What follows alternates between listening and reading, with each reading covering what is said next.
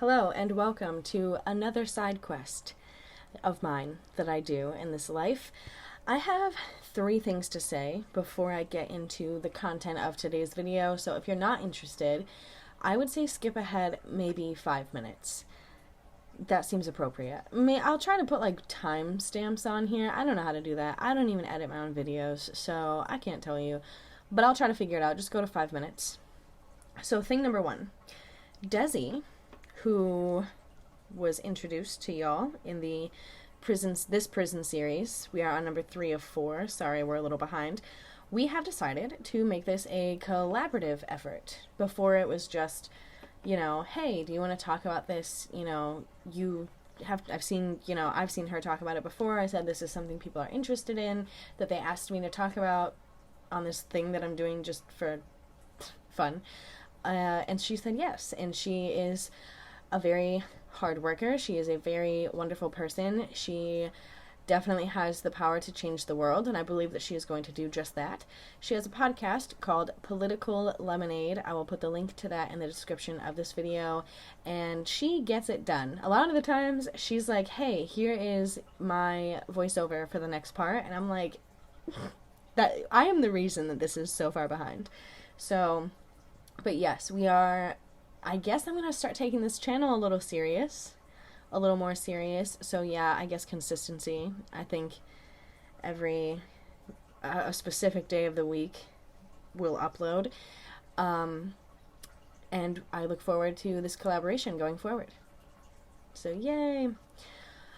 The second thing that I want to talk about is why do we do these voiceover diamond art things? I've had people ask me if I am if my business is selling these, and no, I just get these, which I'll tell you where I get them from in a moment. And each piece of art in each video corresponds to the topic, so that's pretty interesting, and I will tell you how, or you can use your own creative interpretation of how in the end when you see them. I personally, and I think Desi and I are in agreement on this, I don't like to be on camera if I don't have to. I do have a couple other things. I do create content at this point in my life. It is exciting. I love it. I love being able to create content, and I love the opportunities and the friendships that I make with that. But if I don't have to be on camera, I'm not going to do it. Typically when I do these voiceovers, it's after 10 o'clock at night. I am just ready for bed, and I'm not going to get dressed up at 10 p.m. just to then go shower at 1 a.m.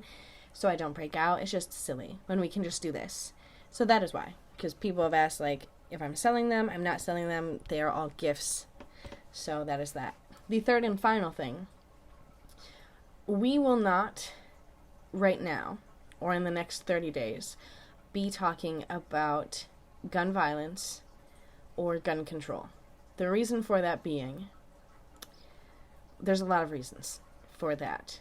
I have definitely been an advocate for stricter mental health care and control when it comes to guns for a very long time, since I was really old enough to understand the concept of mental health and gun ownership and all those things. As somebody who lost a very important relative to suicide by gun after they had been admitted to and released from a mental institution for attempted suicide, I do believe that there needs to be a severe change. However, right now is not the time. I do know a lot of people that are creators who are using this to amp up their views or to talk about something important. Talking about gun violence right now doesn't solve the problem, because it should have been something that's been talked about continuously ever since it first started happening on such a mass scale. I also don't think it's appropriate to, and I'm not saying anything about other creators, but myself in general, I don't think it's appropriate to start the conversation right now when there are other people who are more qualified to speak on this situation because it directly affects them and they are speaking on it. I believe anytime you speak on a topic that someone else, especially, a community that has just gone through loss, or a community that goes through continuous heartbreak and, just not having a good time, you're effectively taking away from that person's voice. So there are tons of people that were directly impacted by the events that have occurred more than once over the last several days that you should go listen to on that. So, because I have had people ask, can you talk about this? Can you talk about that?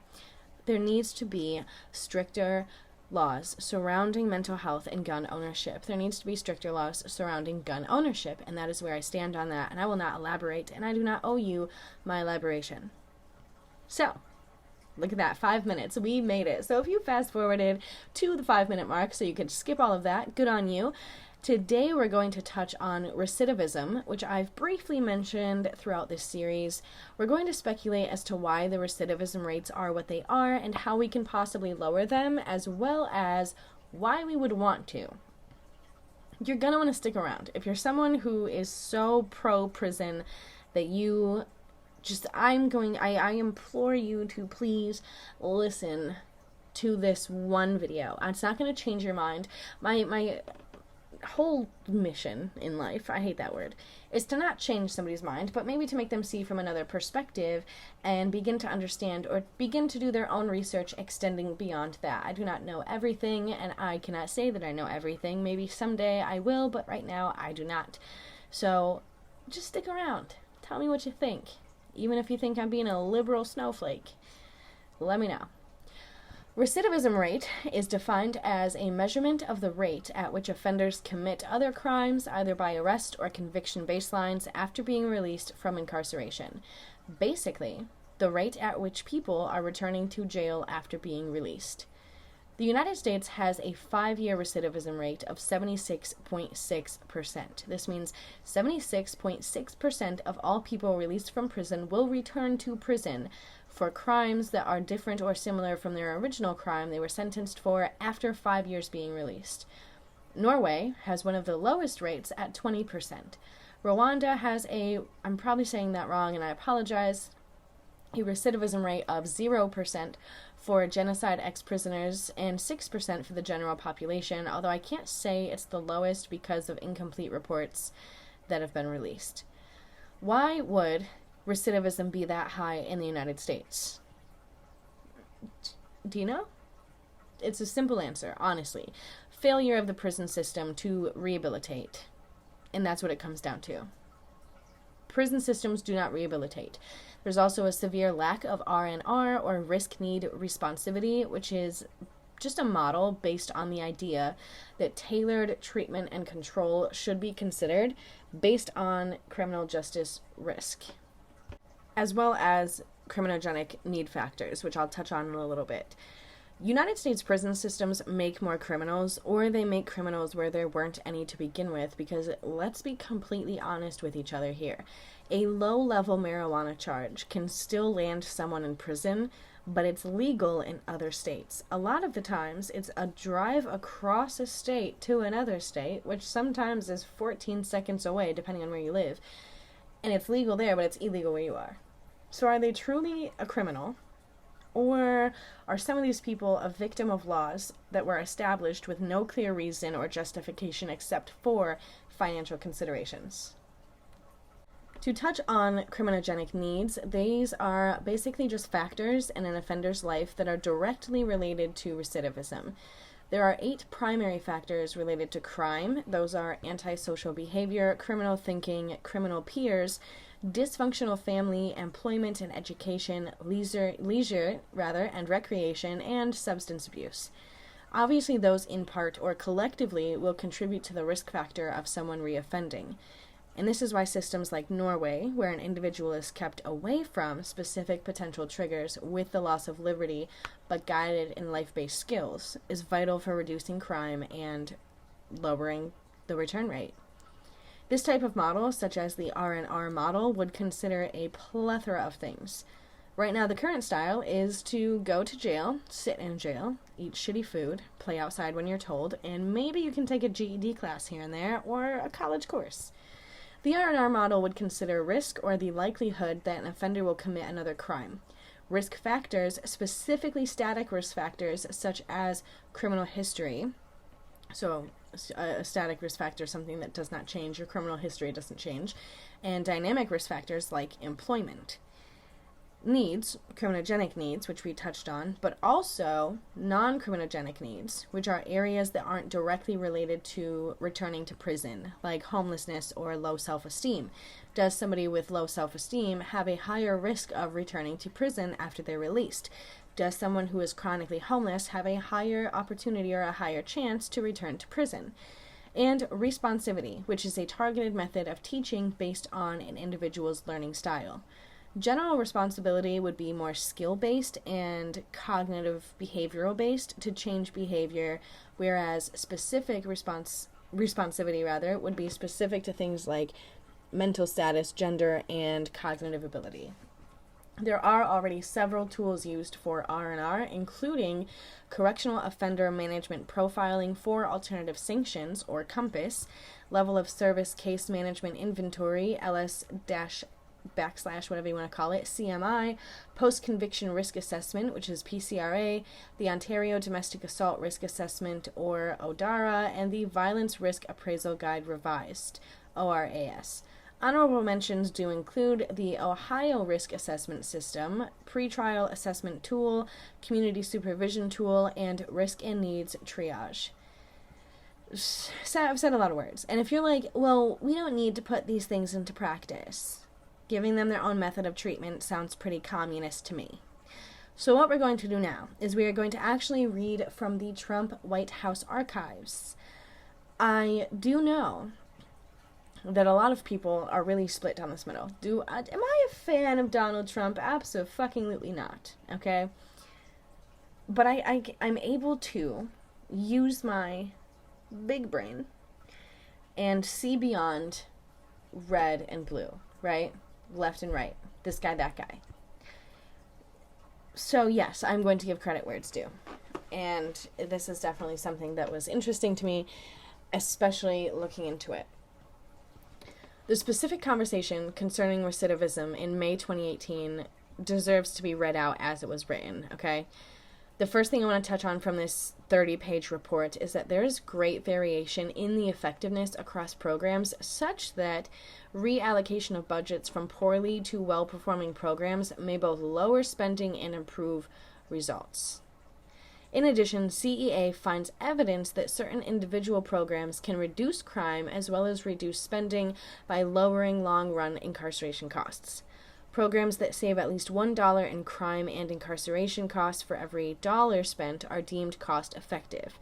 More specifically, with a focus on rigorous studies of the programs that have been previously implemented, CEA finds that on average, programs that address the prisoner's mental health or substance abuse problems may reduce the cost of crime by about 92 cents to $3.31 per taxpayer dollar spent on prison reform and long-run incarceration costs by 55%, up to $1.96 for a total return of $1.47 to $5.27 per taxpayer dollar.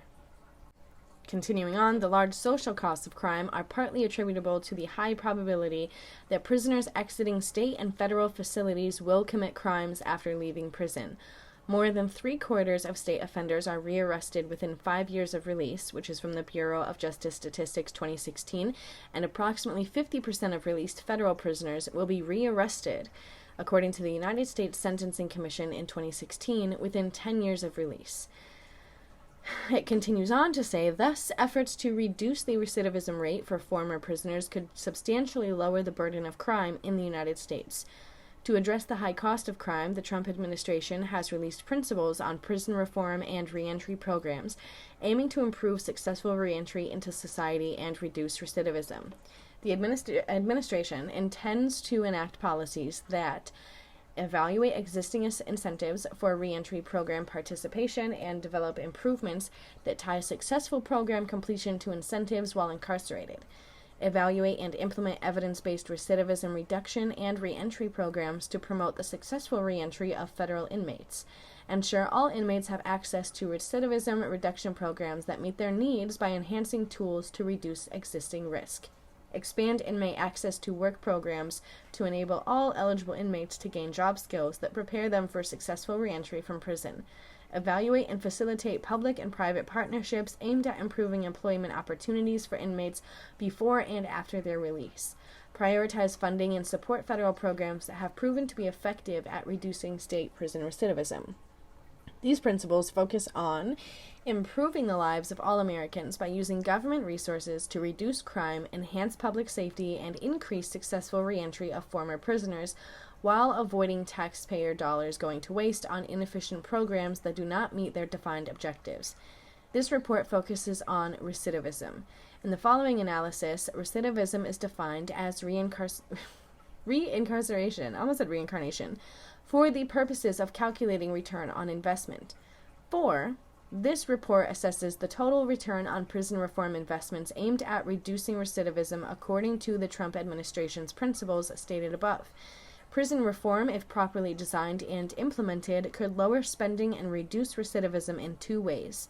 First, as we find that there is a great variation in effectiveness across programs, reallocation of budgets from poorly to well-performing programs may both lower spending and improve overall results, which we've just briefly touched on. In addition, certain individual programs may result in both lower damages to potential victims and communities from crimes avoided, as well as reductions in future costs of incarceration. Increased spending on programs during an initial prison stay can be offset by lower long-run prison costs if these programs lower the probability that a person will return to prison in the future. This report reviews the literature on programs that address prisoners' mental health and substance abuse problems. While these programs are not applicable to all prisoners, it is estimated that over 60% of prisoners contend with drug or alcohol addiction. In addition, 76% of prisoners with mental health problems are estimated to be dependent upon drugs, compared to 53% of inmates who experience addiction but do not experience documented mental health problems. And that is according to the Bureau of Justice 2016. Yes, sorry, I had to think. To wrap this up, the conversation has been started.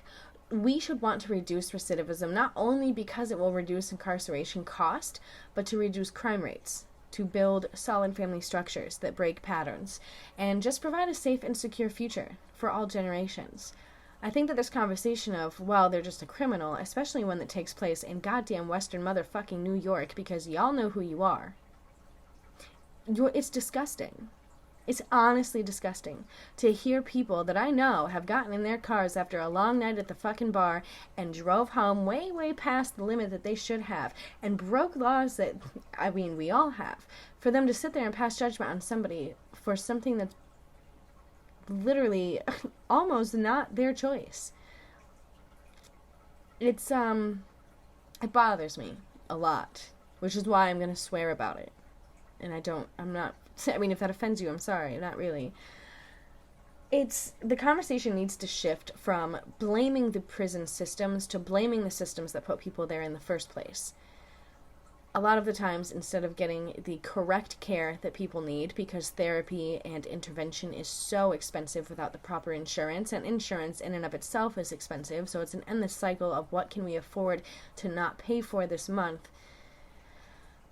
It's a conversation that needs to happen, is all I'm going to say. And it's a shift that needs to occur. I'm not telling you that you should forgive all the people that have ever broken laws ever, but if most victims of violent crimes want better rehabilitative services for these people, then why don't you? And I'm talking to a specific you that's probably not listening to this anymore. Probably didn't even click on it because I have blue hair and tattoos, and I always say I'm a liberal, and I say very, very controversial things sometimes. Why is the conversation blaming people for things that, I gave you eight needs, 8 facets that would provide someone, I don't remember what they are off the top of my head, because I got a few minutes. I was expecting this to be a little longer. We got, at least 10 minutes. We're going to talk about these, because I feel like I said a lot of things. A lot of this was just reading from the actual Trump administration's intention to, do the thing. So, we're going to talk about these 8 factors related to crime. Oops, sorry. I'm dropping everything. So, number 1, antisocial behavior. 100%. That's a very blanket statement, but at the same time, it's a blanket thing. Antisocial behavior can be caused by numerous disorders, or just because they grew up in a household where they weren't, Christmas, where they weren't, treated the best, and that can result in antisocial behavior. these are also not excuses for violent crimes. And I want you to consider that as well. Criminal thinking is once somebody has committed a crime, once somebody has been found guilty of committing a crime and they go into the prison system that we have now. Criminal peers, obviously, dysfunctional family, employment and education. Employment and education is a big, a key player, if you will, in this situation, because most of the time that's the argument that people fall back on. Well, why do they need to steal things? Can't they just go get a job? A lot of the education is not widely available. It is not widely available. Especially, having worked in a larger city and seeing the striking difference between what, a zip code can do to somebody. It's not readily available, and it's not the best. And if you have a dysfunctional family that's not making sure that your education is valuable, whether that be teaching you at home or making sure you get to school, that only plays into it. Without education, what can you do? You can hardly do anything. I don't want to hear this, well, I graduated with my GED. Times change. I'm sorry things aren't like they used to be back in the 80s. I wasn't alive in the 80s, so I can only speculate. Things change. If you want high-paying jobs, you need high education. You need higher education of some form. And I know the blue collars or whatever. What do you call them? People that like work in factories. I know they're going to come for me and be like, you don't need it to work at a factory. Not everybody wants to do that. So when you have this notion of like, well, why can't they just get a job? There's tons of jobs. They're not jobs that people like. And unfortunately for you, but fortunately for the rest of the world, we're entering an era where people are not going to sacrifice 40 plus hours of their week to be able to barely pay their bills. So no, it's not just, oh, go get a job. It's what kind of education did this person have? Oh, this person was taking out a 5th grade because they went from homeless shelter to homeless shelter? Oh, well, that's just an excuse. Listen to how you sound. These are real things that real people have said. Online or even in conversation with or around me. It is not that simple. And if it was that simple, then everybody would do it. And if it was that simple to just go get a job, what makes you think that you are so qualified for yours that some of these people out here that you say just go get a job can't come take yours?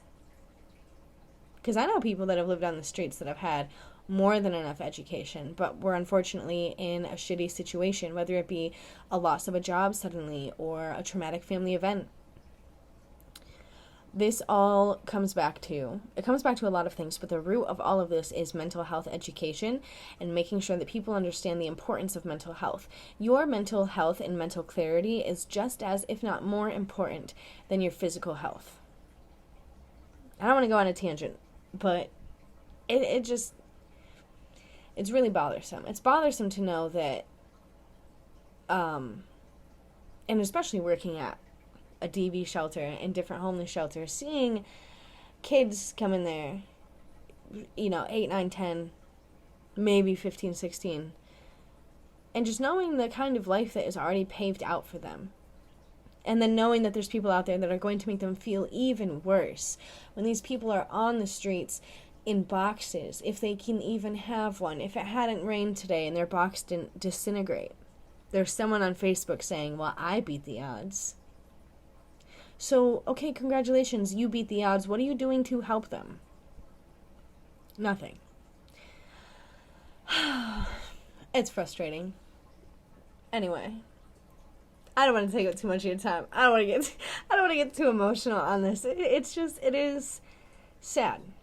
It's sad to know that people draw the line at understanding and representing mental health or understanding personal, individual people's situations and wanting to do something and wanting to even having the conversation changes everything. Instead of laughing at that guy that stole a truck and crashed it into a 7-Eleven because he was drunk as hell, why not say, where the fuck are his friends and his family taking the shit away from him? Right? Who is he surrounding himself with that he was able to get? And I don't know if any of you have driven intoxicated and crashed into a 7-Eleven. I apologize. I don't apologize for the situation that you were put in, because where were your friends? Where were they? But then those are the same people, those are the same friends that will talk shit on that same situation. That will, see a funny thing on a police Facebook page and be like, fucking idiot. Maybe he should just get a job. So yeah, start asking the questions. When you see somebody's mugshot, ask, and you look at what they did, ask where their friends are and where their family is. Because the answer is that they're probably sitting right there watching them do this, and they either can't help them because they don't know how, or they won't help them because they are doing the same exact bullshit that they're doing. No matter what it is, you should be willing to have the conversation. But I'm going to go now. I've said a lot. I'm going to turn it over to Desi. Stay fresh. I'll see you on the flip side. Hello everyone. I'm hoping that it's not too loud outside. It's sunny, it's beautiful, it's warm, so everyone is out and about. Today we're going to be talking about recidivism, or the revolving door effect. This is when we release prisoners back into society and they end up coming back to prison. The first problem we're going to be talking about is the fact that we may convict people of very high sentences for their first offense. So say someone like me, I've never been convicted of crime. I just got a fix-it ticket for the first time like last year. I ain't never been to jail, nothing like that. So say I were to do like theft, maybe I stole a lipstick from the store or something. Say I were to steal a lipstick from the store, and then they decide to sentence me to 10 years, and this is my first offense ever. I might wind up there and become worse off than I would if I were to just be given probation or parole and actually be helped. So instead of sentencing somebody for 18 plus years for a first offense, if it's nonviolent, we need to have programs that actually work to basically stop and ask the question of why. So if we were talking about that situation, why did I steal the lipstick? Why did I feel the need to steal the lipstick? Whatever. Or say I was stealing a can of formula. If I was stealing a can of formula, the first thought that would probably come to mind is, oh, maybe she's just trying to feed her child. You know what I mean?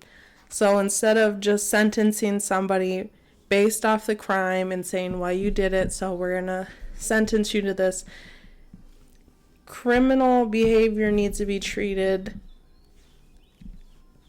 at the base of what is going on, if that makes sense. So situational, not okay, this is what it is, you stole, so this is the punishment, rather than why it happened and going based off that situation.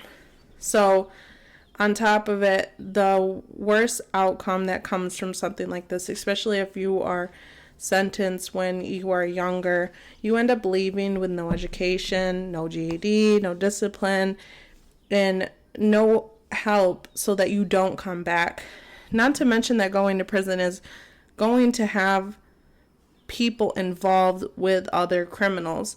So you might go in and it might have just been you were short on cash, or you just wound up wrong place, wrong time, etc. Whatever the circumstances may be, you may not be this hardened criminal like most people view people if they are convicted of a crime. So maybe you're not even this hardened criminal, but being sentenced to such a high sentence and being in for so long and being around other criminals, you may end up being worse off. So you being in prison, you'll likely experience things like violence within the system. And it begs the question of, should we be sending people back to society if they haven't been taught to be productive? So if you're sending somebody there and they're experiencing violence and stuff, and again, not receiving any of the actual help, should we actually be sending them back into society? Then we have the problem with the workforce.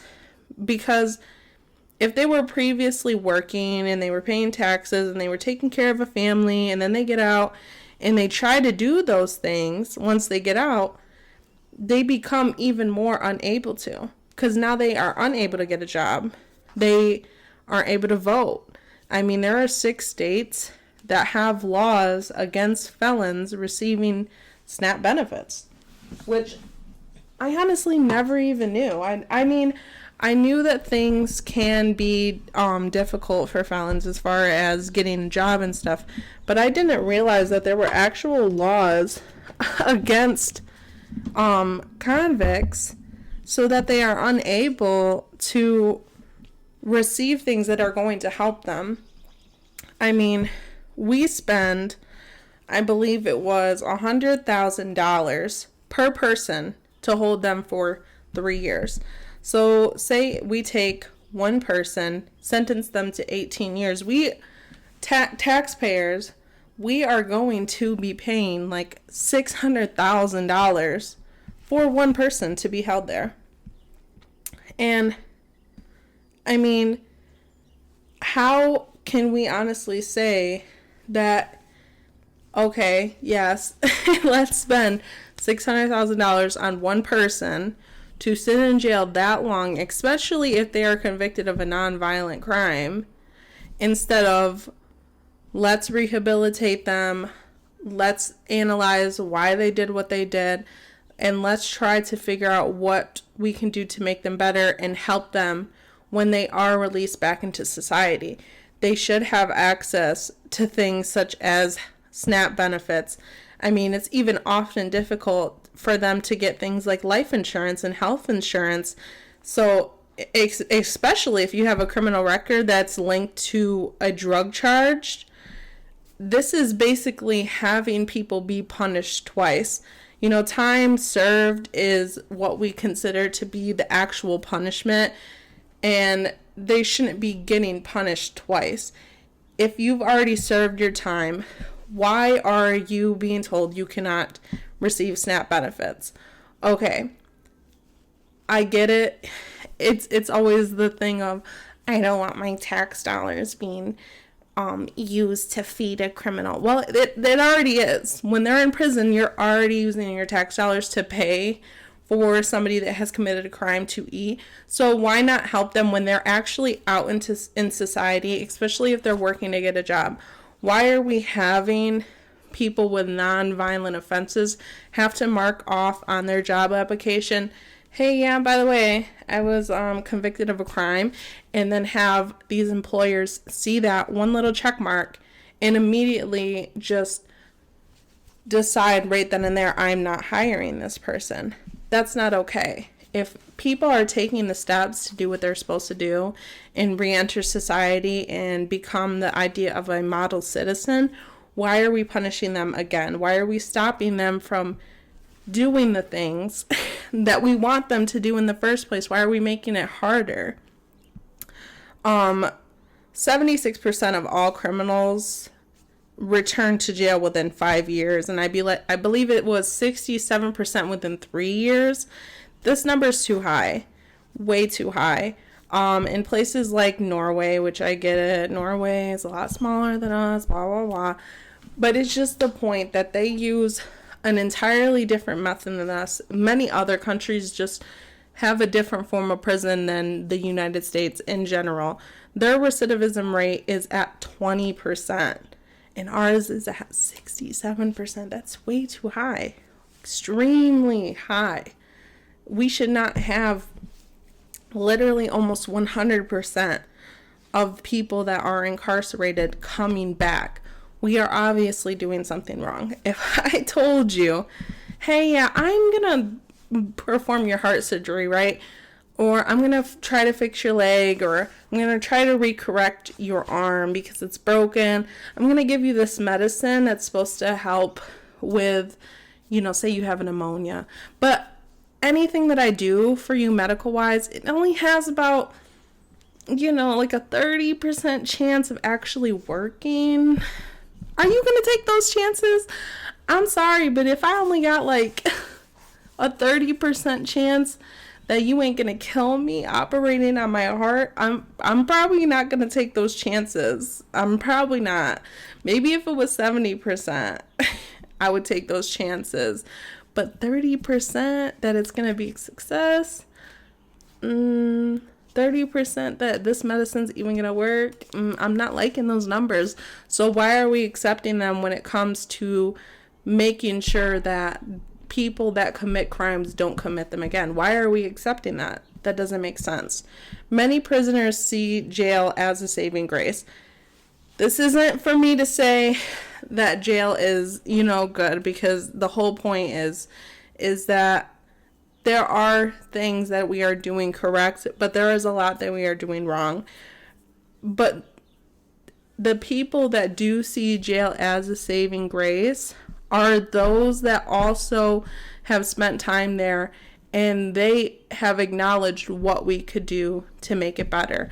One thing that I had watched was this one man talking about how he was in prison for 17 years incarcerated, I want to say. And he was basically saying, how can you tell me more about the prison system when I was in it, type of thing. And, to an extent, absolutely true. But my main takeaway from it is we need to be talking to people, that have been in the prison system, that are doing well, that can give us advice on how to make it better. There's plenty of modifications that we can do to make it better. Recidivism is one of the most fundamental concepts in criminal justice. It's referring to a person's relapse into criminal behavior. And this idea is basically looking at criminality in the sense of it being a sickness. So if we are looking at the prison system as if criminals are sick and that their criminality needs to be treated or cured, then we would obviously look at the success rate kind of the same way. So if people are coming back at an exponential rate, then obviously the system is not working. We are failing 76% of the time within 5 years. We are failing 67% of the time. I hope I got those numbers correct. I'm pretty sure 76 and the 67, correct? So 67% of the time, every 3 years, we are failing. That is not okay. If jail worked, if prison worked, people would be out getting jobs and they would stay out. It's an expensive problem. If we are spending $100,000 for one person to be in prison for 3 years, when 1 in 5 will go back for violating even just something as simple as parole. I mean, we have people that are going back for violating parole and probation for things that would not even get you a charge. You wouldn't even be sentenced to prison for having one of these things occur. So if you miss a court date, if you miss a parole or therapy meeting, if you're not paying fines, if you don't have a home, if you don't have a job, we have cases where somebody is literally in the hospital, and because they are not at a court date or they're not at a parole meeting, they will end up being brought back to jail. How is that okay? That does not make sense. None of those things make sense. So we have a real problem here. It's costing our country a ton of money. And it just doesn't make sense how we can honestly sit back as a country and look at this and think that this is okay and that there's nothing wrong, and that if you can't do the crime, or if you can't do the time, don't do the crime. That should not be the mindset. That should not be the mindset at all. There are reasons why people commit crimes. Are they good reasons? To each their own. We all deal with things completely different. I mean, I lost my father, and I still go on about my life. It pains me every single day. I mean, just 2 nights ago, I was just up all night crying my eyes out just because I missed him so much. And then there's some people that will literally, commit suicide because it is literally so traumatizing to lose a parent. We all handle things absolutely different. So to say, well, if I was poor, I, wouldn't burglarize or I wouldn't steal anything, you don't know. We never know what, is everybody's mind is, what their situation is. Again, criminality is, completely situational, and that's how it needs to be looked at. I believe that the majority of those that commit crime are able to be rehabilitated. I mean, 53% of offenders are nonviolent, and they are arrested for things like drug possession, property crimes, or theft. So if 53% of them are nonviolent, I believe that 53% of them can be rehabilitated correctly, put back into society, and actually contribute and better their lives and be happy and, make our country even better for it. So, I think I'm going to leave this right here, which I believe did I talk about? Maybe I didn't cover all the topics, but it's kind of hard. This episode and the episode after this are kind of like entangled for me, at least the way that my notes and the way my brain process both. Next episode, we're going to be talking about what we can do to prevent people from re-entering, and it's kind of hard not to cover both at once, if that makes sense, because I feel like if I fully talk about why people go back, then it also just kind of plays into what we can do to stop them from coming back. It's just kind of entangled, so that's why I'm saying I think I'm about to leave this one right here, because I feel like we did still cover what recidivism is, the revolving door effect, and etc. I'll probably re-listen to this. And if I didn't cover something in this one, I'll definitely cover it in the next one.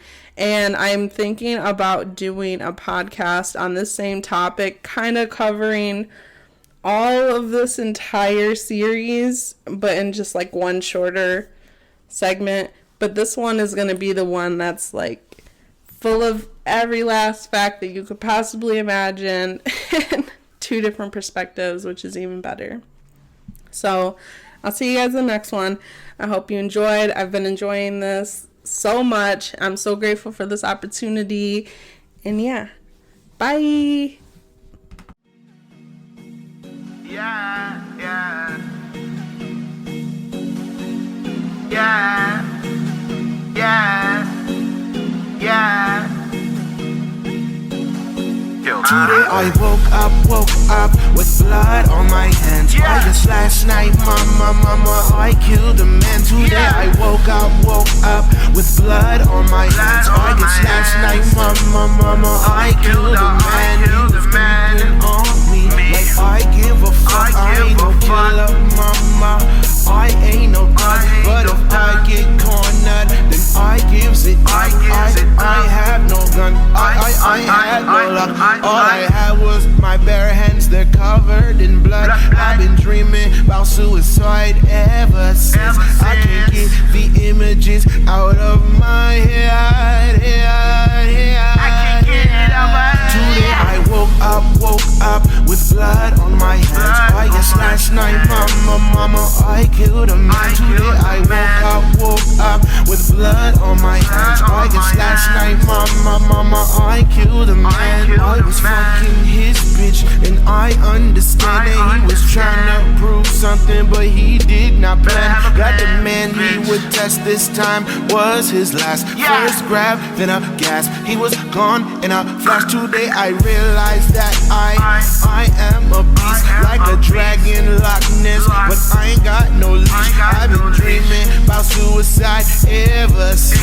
I can't seem to get the images out of my head. I ain't no murderer, mama. No, I ain't no murderer. But if you niggas get too close, I just might murder ya. Murderer, ma. No, I ain't no murderer. But if you niggas get too close, then I just might murder ya. I woke up with blood on my hands. I guess last night, mama, I killed a man. Today I woke up with blood on my hands. I guess last night, mama, I killed a man.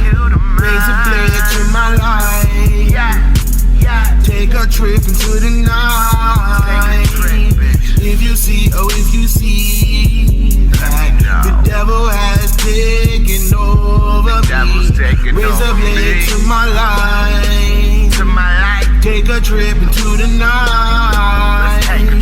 If you see that the devil has taken over me. Today I woke up with blood on my hands. I guess last night, mama, I killed a man. Today I woke up with blood on my hands. I guess last night, mama, I killed a man. Today I woke up with blood on my hands. I guess last night, mama, I killed a man. It's creeping on me like I give a fuck. I ain't no thug, mama. I ain't no thug.